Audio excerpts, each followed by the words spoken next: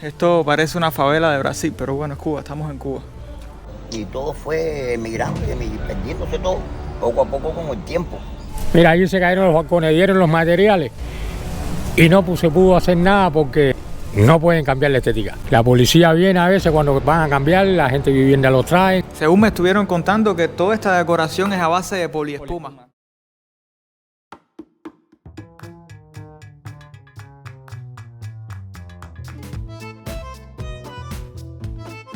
Santo Suárez es un barrio de 10 de octubre cargado de historias y misterios sin resolver.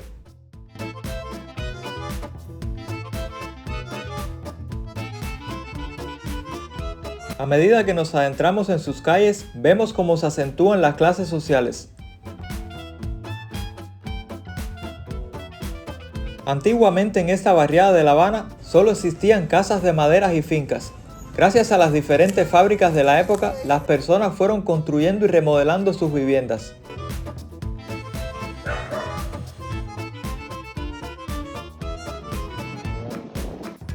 En el video de hoy estaremos visitando una de estas casas y les iré mostrando algunos de los lugares más emblemáticos de Santo Suárez.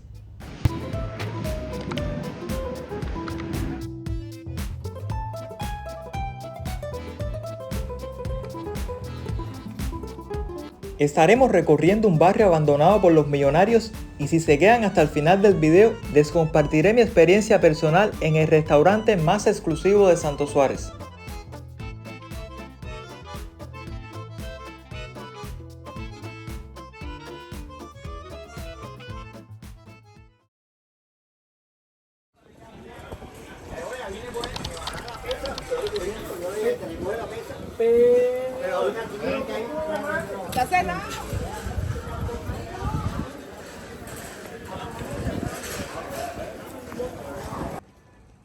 Según cuentan los vecinos, antiguamente se respiraba todo el detergente de la cercana fábrica Suchel Camacho, y en los días más húmedos los muebles amanecían cubiertos de espuma.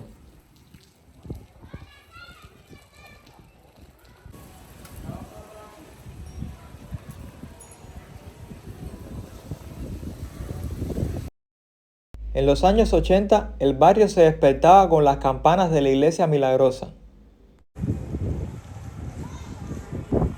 Las escuelas de Santo Suárez, como en casi toda Cuba, eran viejas casas expropiadas a ricos que se habían marchado del país. En ese entonces te podías encontrar una pizzería en cualquier esquina, donde también ofertaban dulces y todo tipo de confituras. Era muy común ver a los vendedores por la calle ofertando todo tipo de productos y servicios. Se dice que existía uno por cuadra.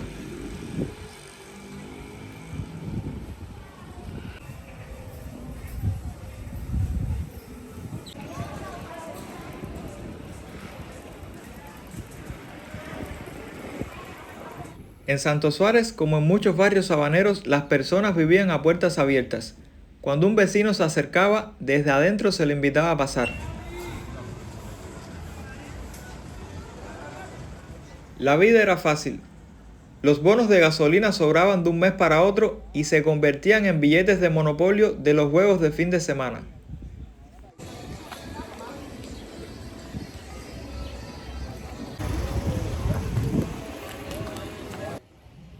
En estos años las bodegas vendían las pasas por libras, se hacía tamales los domingos y se compraba la cantidad de huevos que se iban a cocinar.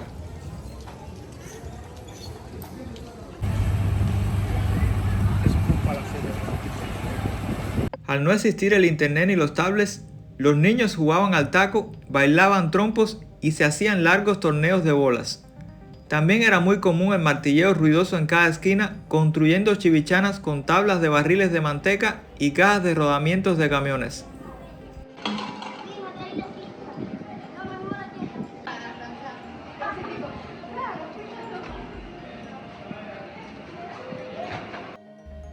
Dicen los que peinan canas que en Santo Suárez se comía el queso proceso, el cake de nata, la harina lacteada, el chocolate fortificante, los sorbetos a la mar y se bebía el agua ardiente de anís cuando el frío apretaba.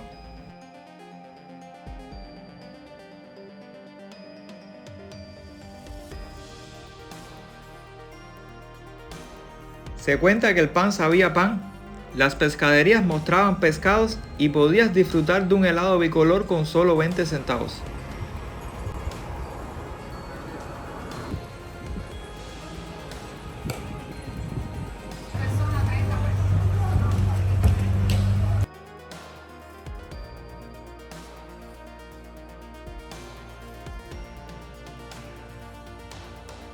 Existe un sitio que no pasa desapercibido ante los ojos de los transeúntes. La icónica dulcería La Gran Vía fue la más prestigiosa de Cuba. El origen de este emblemático lugar se remonta al año 1921, fundada por 3 hermanos en el pueblo de Güines. El negocio llegó a crecer tanto que tras mudarse a varios locales más grandes en Güines, terminó por establecerse en La Habana en 1940, justo en la calle Santo Suárez. La producción llegó a la fabulosa cantidad de 3.000 cake diarios, además de la amplia variedad de panes y dulces que también se producían. Contando con productos de primera calidad y el personal más profesional y competente, La Gran Vía llegó a convertirse en la dulcería preferida de las élites habaneras. Otro dato importante que cabe resaltar es que esta dulcería tenía precios para todos los bolsillos, desde los cakes de 500 pesos, una pequeña fortuna para la época, a los de unos 50 para los sectores más humildes, sin que la calidad del producto se viera afectada. En la década del 60 fue expropiado a sus legítimos dueños y esto es lo que nos queda de lo que un día fue la dulcería más prestigiosa de toda Cuba. Un local que ha sido víctima del abandono se encuentra totalmente cerrado, vacío y que hoy en día, como muchos sitios en Cuba, no cumple ninguna función.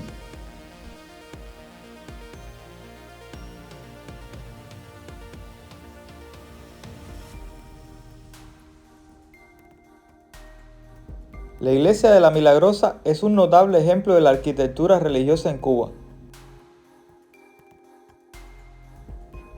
Su comunidad sustenta la casa de abuelos más grande del país. Día a día se intentan cubrir las necesidades básicas de más de 200 ancianos. La mayoría de ellos no tienen familia y viven en condiciones muy precarias. Un proyecto llevado a cabo por el ya fallecido padre de origen navarro, Jesús María Luzarreta.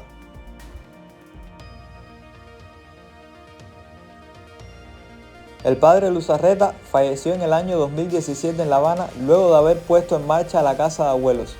Su misión comenzó hace 25 años en la isla caribeña y hoy en día sigue dando frutos. Cuenta un trabajador de la iglesia que hay abuelos que viven con sus familias, pero es como si vivieran solos. Aquí tienen diferentes entretenimientos como lo son el juego de dominó y las actividades que realizan al aire libre, además de las excursiones por los alrededores. En cuanto a las instalaciones de la casa de abuelos, estas albergan un pequeño almacén de ropa donde las personas interesadas acuden para conseguir algunas prendas por la cantidad simbólica de 5 pesos cubanos, el equivalente a menos de 1 centavo. Un salón de fisioterapia equipado, una lavandería, 2 amplios comedores, cocina, despensa, una sala para ver la televisión y mucho más.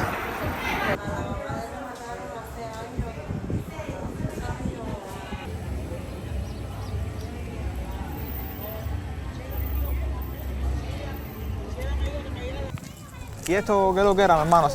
Esto aquí, antiguamente, ¿qué cosa era esto?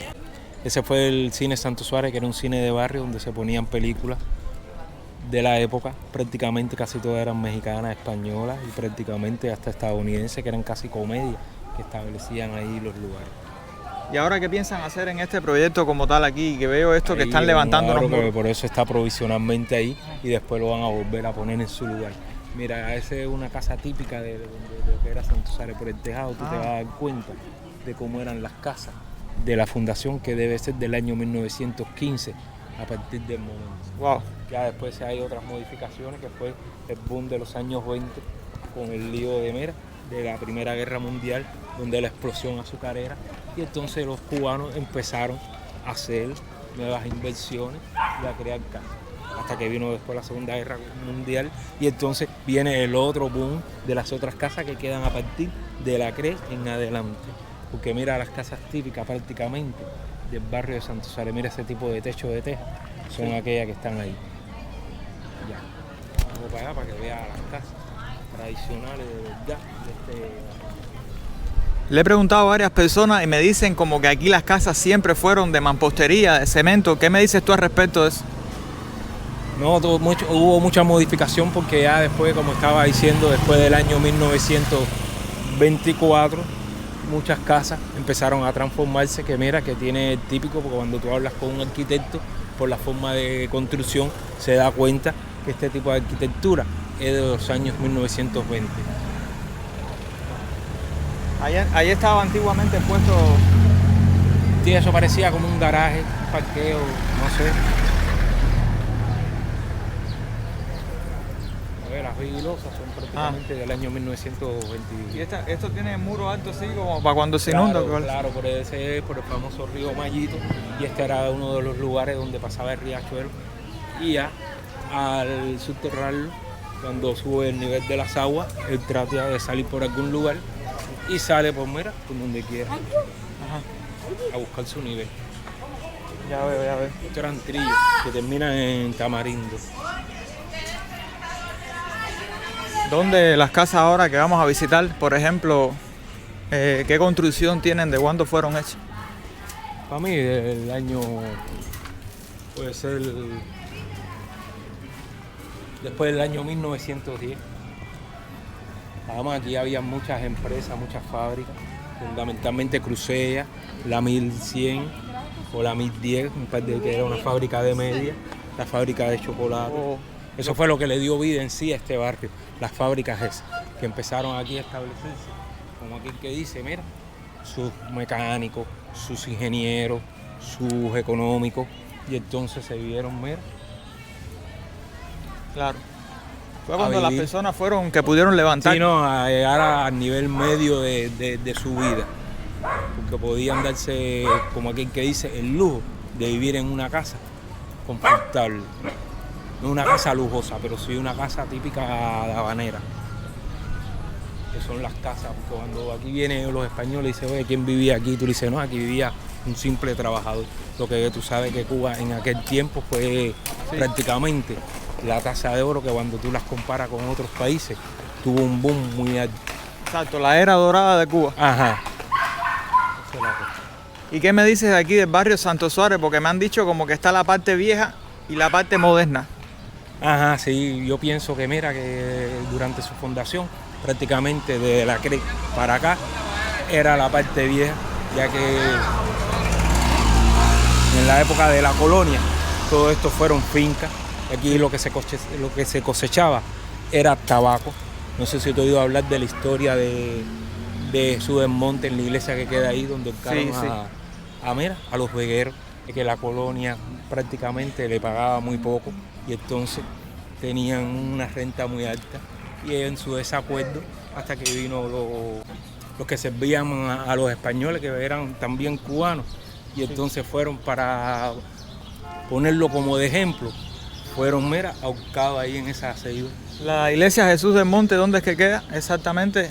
En la calzada de Octubre. Ah, ya. Y muchas veces, y muchos años, este barrio llevó el nombre de ese mismo barrio, Jesús del Monte.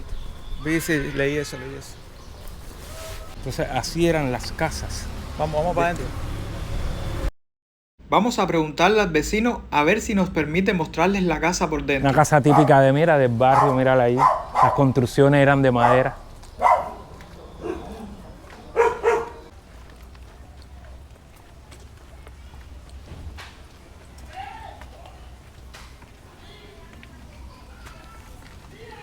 Vean dónde estoy, familia, vean dónde estoy. Esto parece una favela de Brasil, pero bueno, es Cuba, estamos en Cuba. Para que tengan una idea, antiguamente todas estas casas eran completamente de madera con las condiciones de vida deplorables. Gracias a los empleos que generaban las industrias que existían en estas zonas, fue que los vecinos poco a poco pudieron mejorarlas. Bueno, así eran las casas antiguamente en 1915. No, esto aquí yo lo reparé, aquí yo puse el piso. Lo era de madera. Eso. Entonces el techo era mucho más alto. Ajá, y era de madera. Era de madera completo. Wow. Pero cuando usted llegó aquí todo era de madera completo, ¿no? Sí, ya estaba deshecho todo eso. Mira, esa tabla negra eran de las paredes de aquí. Que como estaba podrido todo eso, yo la quité de aquí y la puse en el techo. Lo cambié. Y reparé el techo. puse el piso, porque el piso estaba deshecho, el baño Sí. era... No, usted cogió esto de cero, ¿no? Sí, de cero no, vaya, en malas condiciones. Bueno. El patio sí es el mismo. El patio sí es el mismo. Mira, el ingeniero, mira, Don Quijote. Oye, tremendo libro ese.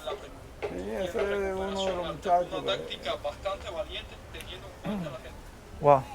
Y la mate ahí, la mate mango sí se han conservado y eso. Esta de aguacate la sembramos. Buenas, Jota. La sembramos cuando llegamos aquí en el 2010. Y así, ¿Este es aguacate? sí, ese aguacate. Y las mates mango sí estaban aquí. Y eso.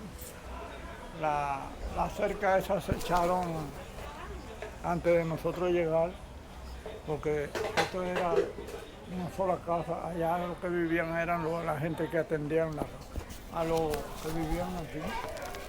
Esto era una sola casa como tal. Sí, era Y una la sola dividieron. casa. No, cuando vino triunfar la revolución, pues ellos lo dejaron allí, en aquella casita, y la señora siguió aquí. Ah, ya. Y el tema del agua, que veo que tienen muchos tanques de agua como tal y eso. Bueno, el agua estuvo mala un tiempecito, pero ya está bastante bien ya. Y esa gente, porque ellos tienen facilidad para los tanques y eso.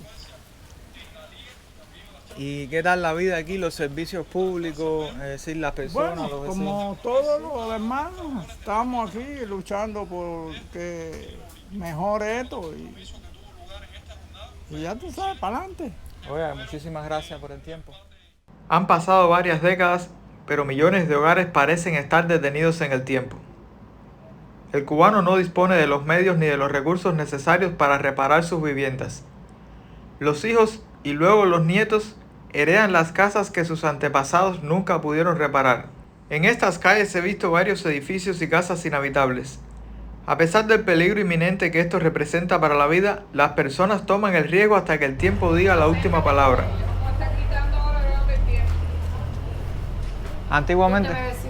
Antiguamente la bodega y toda esta zona aquí, ¿qué es lo que era? Bueno, el edificio, cuando los dueños, antes del triunfo de la revolución, dicen que era un billar. ¿Un billar? Dicen Ah, que ya. Muchas gracias. Claro, no era la bodega fue posterior. billar Claro. fue- Ya, ok.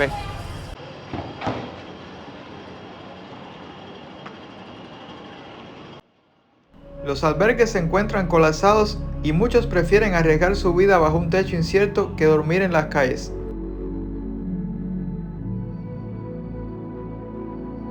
En Cuba cada cual está enfrentando una lucha diferente y todo con un solo objetivo: poner el plato de comida en la mesa.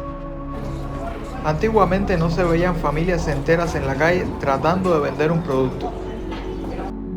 En pocos minutos estaremos visitando un barrio abandonado por los millonarios, pero justo antes pasaremos por la Capilla de los Caracoles a conocer una historia muy interesante. ¿Qué me dices de este lugar, de todas estas casas? Bueno, según la historia, que esto que te voy a contar salió en Bohemia, Bohemia del año 50 y pico, y la revista Palabra Nueva lo tomó de ahí, que fue el hecho de por qué surge la capilla, ¿no? Sucede que en el 1915, él estaba trabajando, él estaba laborando allá abajo en O'Reilly, en La Habana Vieja, se estaban reparando muchas casas y habían muchos albañiles por ahí, y él era uno de ellos que estaba trabajando allá en la calle O'Reilly. Yo fui y vi el edificio, la casona grande esa que estaban ellos trabajando.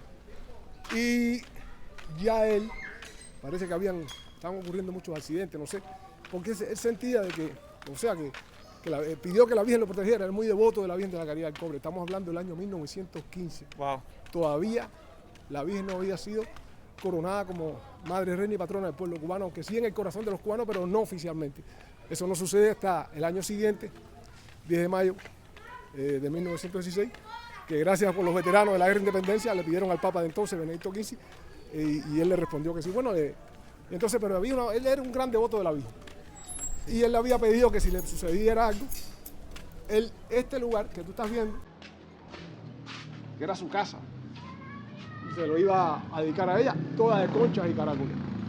Y en la mañana del 9 de octubre de 1915 ocurre un hecho perfectamente, así lo narra Bohemia. Él estaba con 2 albañiles más, estaban laborando en un tercer piso de andamio y eso se viene abajo. 2 mueren al momento, los otros 2 mueren al momento. Y era inconsciente, se pensó que había muerto, también lo llevan al hospital, pero lo que había sufrido innumerables fracturas, estaba inconsciente y no fue así. Logró vivir, incluso logró sobrevivir, no solo, sino de curarse de todo aquello. Hizo la promesa, y lo que le había prometido a la Virgen se lo cumplió. Este lugar que tú ves aquí, estamos hablando de 1915, la mayoría de estas casas son de 1920, 1924. No había nada de esto, que ninguna casa de estas. Eran algunas casitas de madera, puede ser, o algo así. No sé, el barrio estaba naciendo. Y él con unos muchachos, de aquí de la zona, algunos muchachos en un carretón a caballo iban a la playa del Chivo, es lo que tengo entendido que me habían dicho a mí los mayores. Iba a buscar los caracoles y eso, y fue poco a poco, y las conchas. Y logró hacer esto, que es una obra de arte, en su originalidad es una obra de arte, ¿verdad? Una cosa, aunque era popular, aunque fuera de piedad, pero muy, muy bien que él lo hizo, el albañil. Él estuvo recolectando los caracoles poco a poco. Hasta que en 1917, mira que desde cuándo, 8 de septiembre de 1917, se inaugura con la primera misa que se da aquí, por un padre Paul. Y a partir de ahí, bueno, viene ya se crea toda una tradición muy bonita en el barrio, en el pueblo, con respecto en torno aquí a la capillita, la capilla de Lorenzo, la capilla de los caracoles, como comúnmente se conoce el lugar, ¿no? Y entonces, pues nada, eso fue, ya después, bueno, vino ya todo, que las fiestas que se hacían, porque él era una gente, bueno, que también lo cultural se fundió mucho aquí, el pueblo, se cerraban las calles, venían orquestas, hubieron algunas donaciones de algunos artistas, y así. Aquí habían imágenes, Santa Bárbara. Santa Bárbara de madera, toda de madera, un día rompieron de noche y se la llevaron. ¿Cuántos años tiene? Más de 100 años. Más de 100 años tienen todas estas conchas. En 1917 fue la inauguración, él hizo eso en el 16, 15, 16. El Espíritu del Señor está sobre mí, es cuando el pueblo lo quiere votar, porque él dice, sé que me dirán, médico, cúrate a ti mismo, haz los milagros que hicieron, aquí nadie es profeta en su propia tierra cuando él dice eso, y lo quiere sacar a la fuerza, o sea, papá. Ahí está leyendo él el libro de Isaías, el Espíritu del Señor está sobre mí, me ha ungido para anunciar la buena nueva a los pobres, ese es lo que hace referencia. Bienvenidos a la Loma del Chaple. Esta joya arquitectónica se encuentra situada en Santo Suárez. Su historia data del siglo XX. Originalmente era una zona rural caracterizada por sus paisajes naturales, tierras agrícolas y mansiones construidas por la clase alta habanera. Estas mansiones, muchas de estilo neoclásico, eran residencias de veraneo que ofrecían un refugio del bullicio de la ciudad.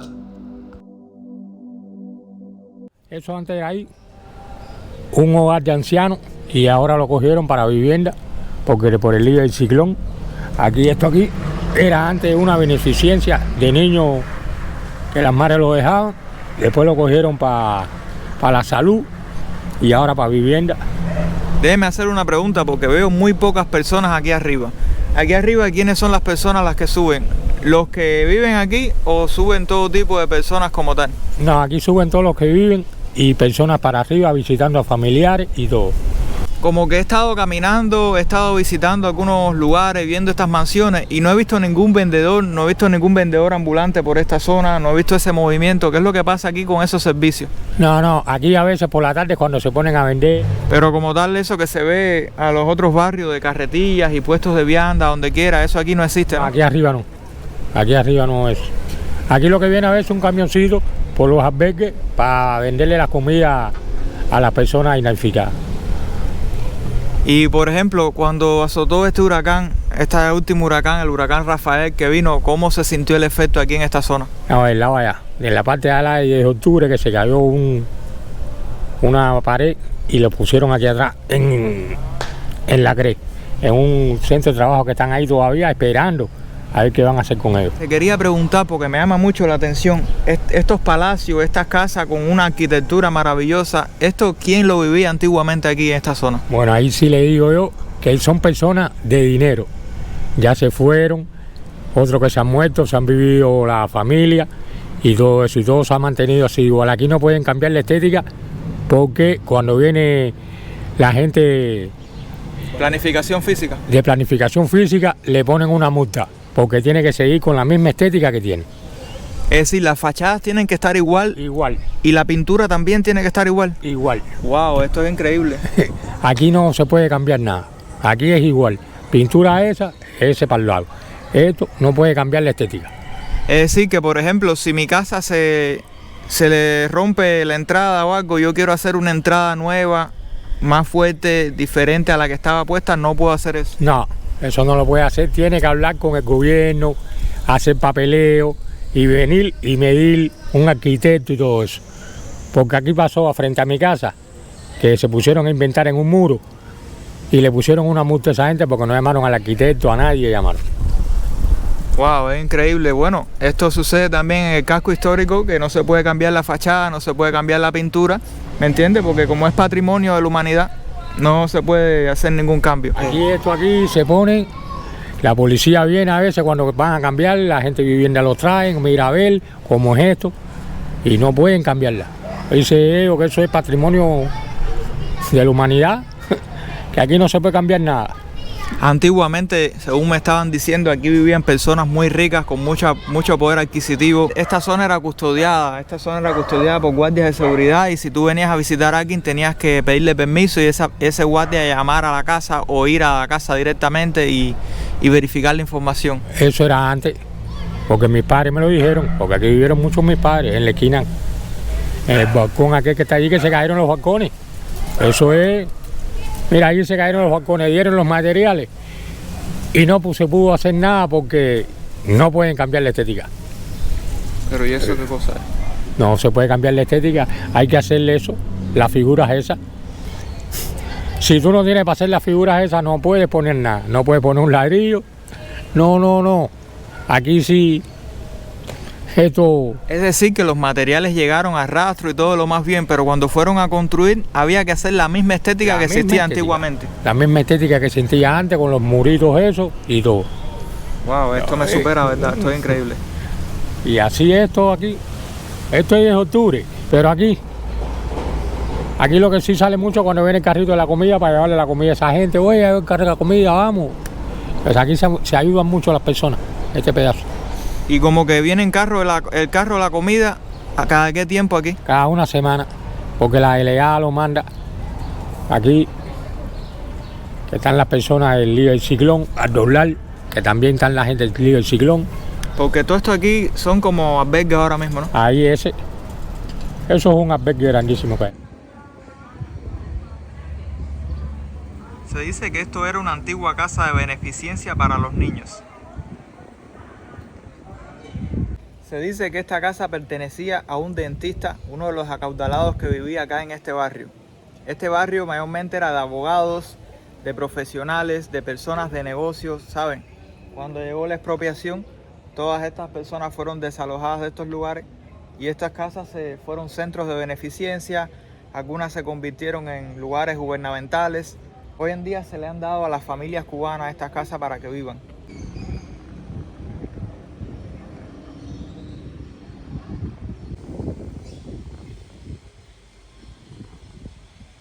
La Loma del Chaple en La Habana ha enfrentado un notable proceso de destrucción y desidia a lo largo de los años, especialmente en la década de 1950. Este periodo marcó el inicio de cambios sociales y económicos que impactaron profundamente en la zona. Vean, eso sí, alcanzan a ver algunos perritos callejeros.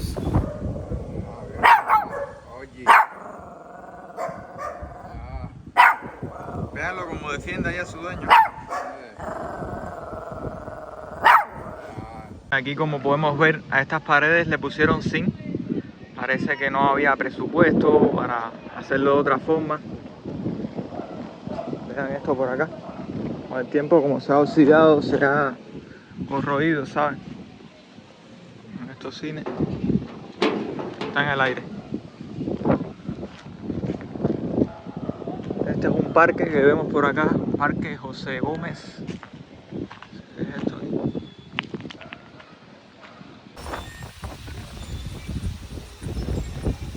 A este parque me imagino que si se le pasa la mano un poquito, quedaría en perfectas condiciones.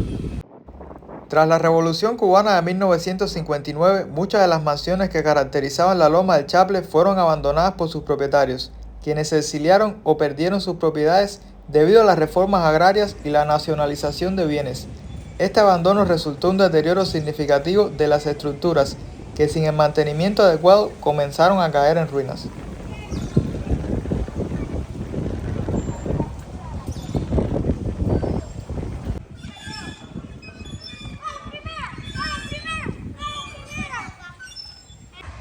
La falta de inversión y recursos para la conservación de estas mansiones, junto con el crecimiento de la población y la urbanización descontrolada, contribuyeron a un ambiente de desidia. Muchas de las propiedades fueron ocupadas por familias que no podían asumir su mantenimiento, lo que llevó a un uso inadecuado de los espacios. Bueno, vean que allá tienen los cocos, por lo menos agua de coco hay de seguro ahí. Todo un barrio súper tranquilo, mi gente, que no se ven ni personas por la calle. Fue increíble con todo lo que me he encontrado acá, se los voy a estar dejando en las imágenes allá arriba. Lo que sí, las personas muy amables, muy serviciales. Como ya les decía, la basura aquí apenas se recoge porque les cuesta trabajo a los servicios subir acá arriba. Imagínense lo que es un camión subiendo loma arriba por todas estas calles. Una locura total. Esta mansión roja que resalta entre todas las demás por su color, actualmente es la empresa estatal Copestel. Aunque muy pocas, todavía se pueden apreciar algunas casas que conservan la esencia de la era dorada. Esta es la mansión más grande de la zona. Fue levantada en 1923 y cuenta con 5 pisos. Se dice que cuenta con elevador interior y garaje para 2 autos. También tiene la mejor vista panorámica y la más impresionante y completa de la ciudad.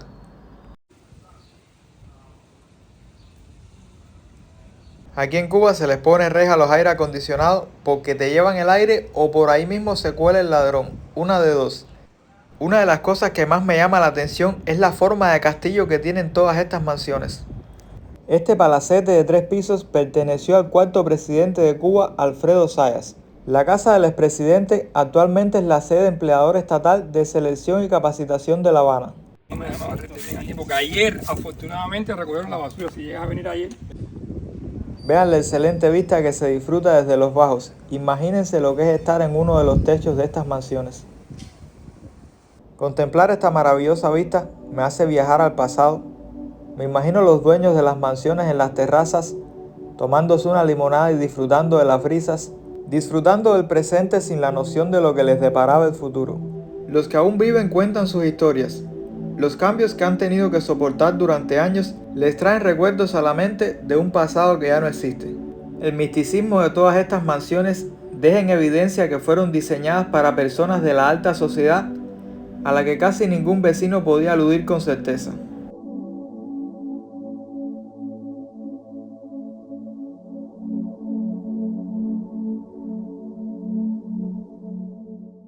He encontrado un caracol africano por acá. Vean esto, mi gente.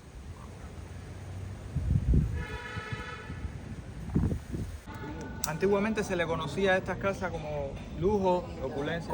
Exacto, como lujo. Eso eran casas de gente rica, mucho dinero, que fueron emigrando y muchos se murieron. Normalmente las personas emigraron y otros se murieron. Y de aquí, como tal, ¿cuáles son las casas así más lujosas, más importantes que todavía quedan en pie?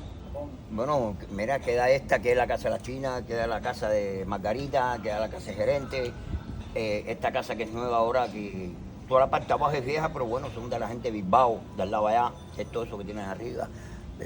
Esto que era un asilo, ese que era otro asilo más, y todo fue emigrando y perdiéndose todo, poco a poco con el tiempo. Y la gente fueron, muchos han dejado a sus hijos aquí, parados. Y muchos han ido. Sí. Fue construido por el mismo material del Capitolio, bronce, mármol, etcétera, etcétera. Alfredo Zayas, la otra calle, era un presidente de Cuba. Creo que es el de la Cruz Roja, o el otro lado era su casa. Y aquí todo era, eso eran los dueños de Brimar, los almacenes Brimar. Mira eso. Y por aquí para allá todo tiene un nombre y un apellido. Muchísimas gracias. Entonces este barrio nació en el año 30. En el año 30. Algo bien característico de este barrio que lo defina, ¿qué usted me dice? Bueno, es la amabilidad de todos los vecinos, que todos somos uno solo y tienes una situación, hay algunos que corren, otros no, pero bueno, casi siempre todo el mundo lo hace. Los restos de la prosperidad hacen eco en las calles vacías. Las mansiones que brillaban durante la danza de los millones hoy yacen víctimas de la desidia y el abandono.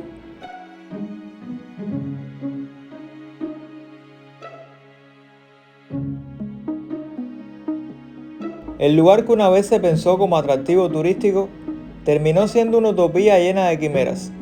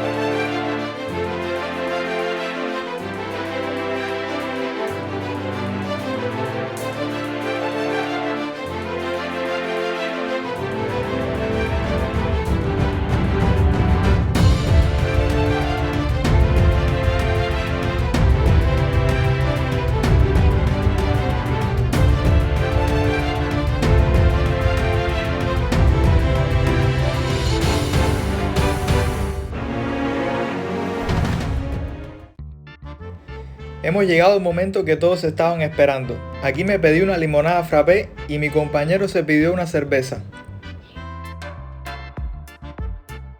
Algo increíble de creer es que la cerveza importada es mucho más barata que la cerveza nacional. Esto viene sucediendo desde hace un tiempo para acá. De eso les estaré comentando más adelante. Esto que vemos por acá son unas maripositas chinas cortesía de la casa con una salsa agridulce, estaban excelentes. Y estos son unas papas como con queso gouda derretido gratinado por arriba que estaba riquísimo. De verdad que la atención de los muchachos fenomenal. Por aquí vienen llegando los platos principales. En este caso nos pedimos filete de pescado, este viene acompañado con una ensalada de vegetales. El arroz moro se paga aparte. Debo decirles que todo estaba excelente. El pescado por cierto es castero.